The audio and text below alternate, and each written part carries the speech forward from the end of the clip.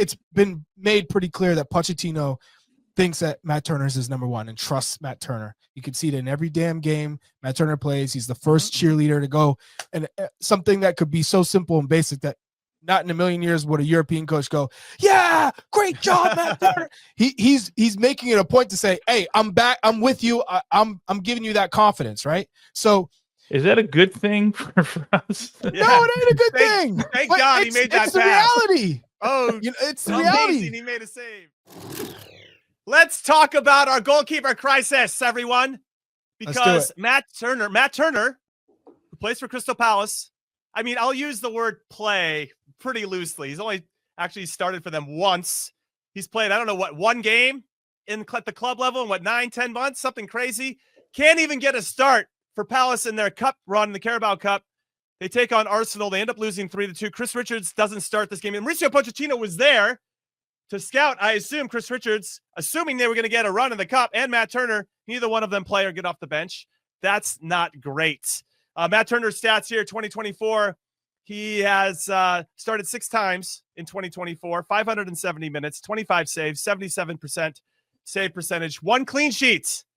Now for the U.S., he's got double those over 2024. It's like old school U.S. women's national team when they didn't have a league to play in, so they just played like 3,000 U.S. women's national team games and didn't have really any club stuff. But now that's Matt Turner at the moment. We're getting more reps with his national team. Big Tones, make this make sense for us. Yeah, because go ahead, Tones. I don't know what to do. I mean, Horvath isn't playing. Slonina's not playing. Diego Coquin's playing in the 3rd level in Spain for Barcelona B. Yeah, time to cook, Tony. What do we do here? Yeah. Like, what do you advise Matt Turner to do, or any of the goalkeepers? Because this position feels wide open. Yeah, well, first off, I pulled some stuff up here. Matt's last club match was October 30th, the 2-1 win in the AFL Cup over Aston Villa, right? That's October 30th. He could have done better in that first goal too, right? I mean, is that why they didn't go with him again? I don't know. Yeah, I don't know, because you're talking about October 30th. We're almost 2 months removed from that, at least 6 weeks removed from that, this right? was a move of desperation because they wanted to win. So yeah, and I'm playing my best players. Yeah, because they may not win anything. So this is an opportunity. Slonina's still hurt. Doesn't look like he's going to be out. He's going to be ready until the middle of January at a minimum. So he played 11 games. He conceded 16 goals in those 11 games in League One. He had 3 games played in the EFL Cup. Of course, the one we remember is that 7-0 drubbing for Manchester United. He's been injured since the 8th of, so about 5 weeks now, 8th of November. He got benched, though, the game before that. Then he gets injured during the week. Since then, they've been 3 wins, 3 losses, and 2 draws. So I don't know what that looks like when he gets back. They're currently in 7th place, though, in League One. And then Ethan Horvath, I started, my sheet's almost blank here. He's got 4 games played at the beginning of the season, and then it's been his last match was also on the 31st. 16 games in a row on the bench. And do we not call it, Tony? Do we not say this was a terrible move? A terrible move. For who? Horvath and Turner? And Slonina? More so Turner. No, I get and you. I understand you just wanted to get the hell out of Nottingham Forest because you had absolutely no chance no matter what. So you go to Crystal Palace, you say, okay, the only way I'm going to play is if Henderson gets injured or there's a suspension. But I'm the number 2, and they're going to pick up my wages, right? So it's kind of a win-win, but it's not, because you're not going to play at all. And we've discussed this. Matt Turner come January, and it's difficult. I don't know how this happens if you're on loan. How do you make another move in January when you're on loan? So I think his best option is come the summer. You got to go to a place where you're guaranteed to play, where you're brought in as the number 1. Okay, good. I'm glad we're getting a nice segue into Tones. What I want to ask you again, as a resident goalkeeper, excuse me, and always our number 1, I should say, resident number 1 in our hearts, number 1 on New Jersey, Big Tones. He needs to play minutes. And so this is where it gets into crunch time. What do you tell Matt Turner? Do you tell him to come back to MLS? Do you tell him to go back to a Portugal or an Eredivisie? Like, what would you advise him to do? Well, I think it's easier for him to stay in Europe, right? He's there. There's a boatload of teams. He fancies himself as a Premier League goalkeeper, but Premier League managers are not seeing it that way, clearly, right? They're seeing him as a backup, and that's what he's basically been since he's been there. He's had a short opportunity where it didn't go so well. So I don't think he has to come back to MLS unless he wants to. And then he knows he's going to play games. Here's the thing, and we said this after the Jamaica. We talked about Matt Turner. And this is the thing I can't get over I can't get past, I should say, in my head. However well you play, whether it's Gio coming in next camp and playing well, whether it was Matt Turner in the last camp playing well, and he was Pochettino's guy. He's been for 4 games now. I can only wonder how much better you can play if you're playing every week, right? Like I can, it just makes me wonder, okay, whatever your level is. So you were an 8 this week. I can't help but think if you're playing week in and week out, Tony, could you be a 9 in the game, right? And that's where I get caught up. But from a goalkeeping standpoint, it's a rhythm, and I didn't go through it in my career. I felt terrible, Chuck, missing 1 week because I felt like if I missed 1 week, I was so far out of rhythm. Imagine you're missing what I'd say he was missed 12 games on the bench in a row now. Like I just don't know how you can feel part of it. Ultimately, I would agree with you in 100 out of 100 cases, right? There are exceptions.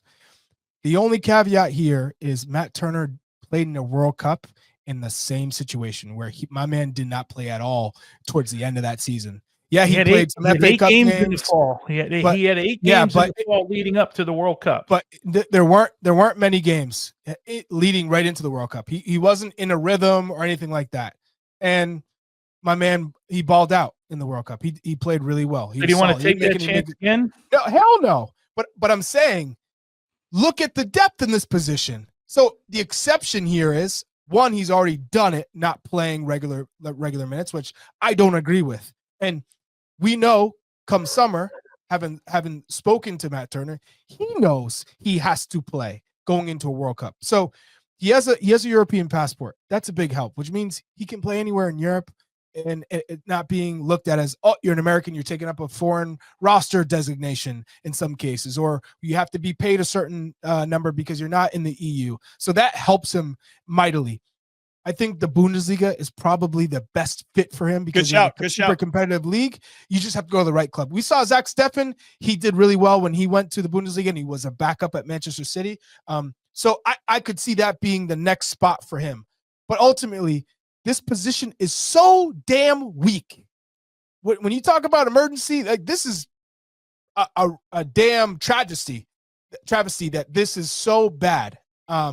Especially given our history, 4, Chuck. Our history. Like we produce world-class goalkeepers. We're sitting talking with one right now, and we can't necessarily say that we have the same type of depth than we've ever had. I mean, I played with Nick Raimondo in college back in the day. You could tell that he had something special, and obviously he proved it during his career.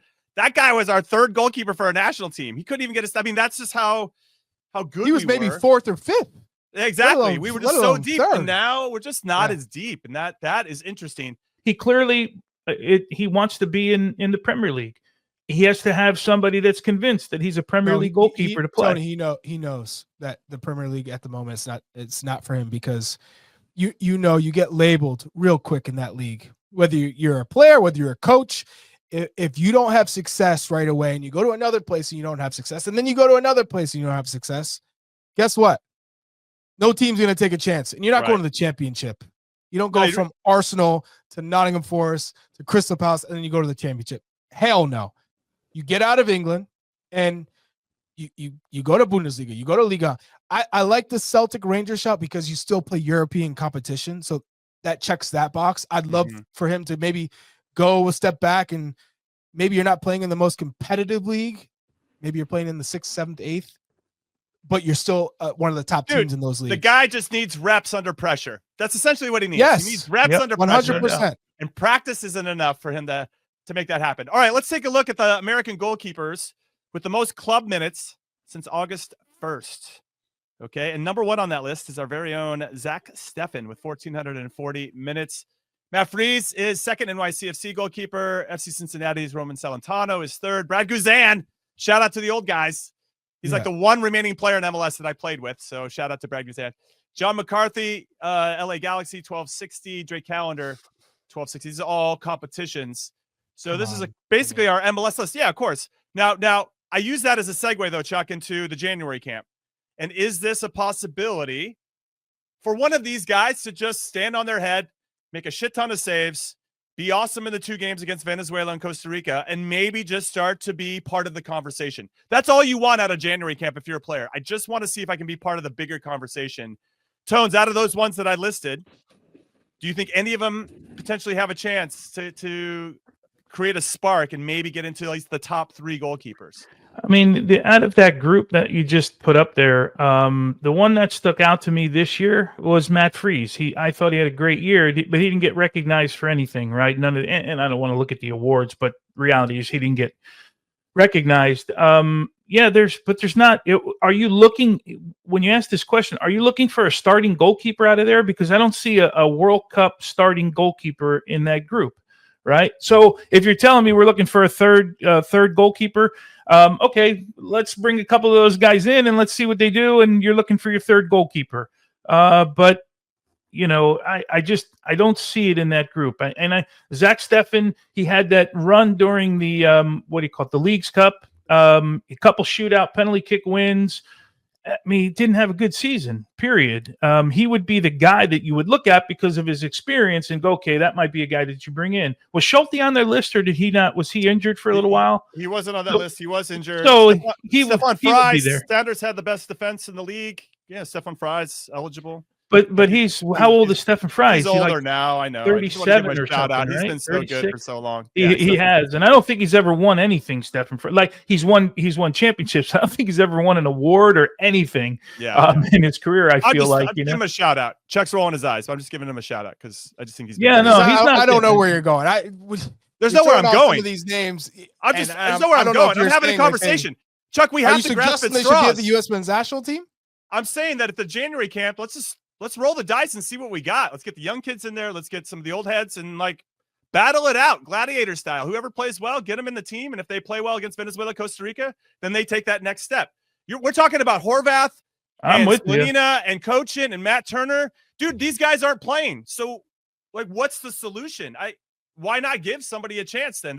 If they're not going to get a chance now, Chuck, they're never going to get one. Well, somebody's got to play in January, right? Someone's got to get a game. Of those keepers, Matt Freese is the youngest who showed the most potential and was most consistent. Well, then let's get him into the team and give him some Patrick minutes. Schulte, who we've seen who still makes mistakes. He's mistake prone in terms of balls at his feet and trying to play out of the back. And if Pochettino wants to do that, I think it's been made pretty clear that Pochettino thinks that Matt Turner is his number one and trusts Matt Turner. You can see it in every damn game Matt Turner plays. He's the first cheerleader to go. And something that could be so simple and basic that not in a million years would a European coach go, yeah, great job, Matt Turner. He's making it a point to say, hey, I'm back. I'm with you. I'm giving you that confidence, right? So is that a good thing for us? No, it ain't a good thing. Thank God he made that pass. It's the reality. Oh, it's the reality. He made a save. I'm with you. I agree with you 100%. It is reality. You're right. I'm just wondering if it's a good thing. With the January camp, I know it doesn't fall into the FIFA window, but do you think it's worth having a conversation to bring Diego Cochin in just to get him a couple more or 10 to 14 days and maybe giving him a game or two just to see if this kid is somebody we can rely on, or do you feel like he's still too young? He's more 20, 30 big tones. Where are you on that? We were 12 games into Gaga Slonina playing and trying to figure out his game, and we're like, no, he's playing in the third tier. So now we're going to go to Cochin, who's 18 years old, and he's playing in the third tier. That just Slonina's hurt right now. So I'm just no. I'm saying when he wasn't hurt. When he wasn't hurt, right? So he's playing in the third tier there, but I could see those guys coming in. I don't know what Pochettino's relationship is. I don't know their schedules. But we can't make the argument one way and then when it's another player make the argument the other way. You know what I mean? So the only difference is he's at a club like Barcelona and he still trains with the first team. Yeah, no, I get it. He's at Barcelona. He's training with the first team. He's played 8 games in the under 21s, right? So that's what we're hoping for our national team goalkeeper. That's where I get stuck, because I remember, as probably our how you feeling now though? How you feeling? You feel limber? You think you could Start stretching? Well, for a camp? I told Jim before he came on. I watched Man United against Tottenham today. I said, I literally I go, man, maybe there's a chance I could do as bad as that. I can be that bad too. But yeah, it's a weird. We're in a weird time because as so many think about the reverse. How many years did we go? Who the hell is going to be our left back? Like. We have like a left back that we're talking about potentially being a top 5 left back in the world. We never talked about when we talked about goalkeepers, like, okay, which one of these 3 is going to win the starting job, man? Right? Like who's the coaches? He's got a tough decision. The decision now is tough, right? And who you bring in these 3. With the roles have been reversed. We couldn't find a left back forever, and we had goalkeepers coming out of our ears, and now you got it's totally reversed right now. Yeah, now we're thin in center backs and goalkeepers and yeah, yikes. Crazy.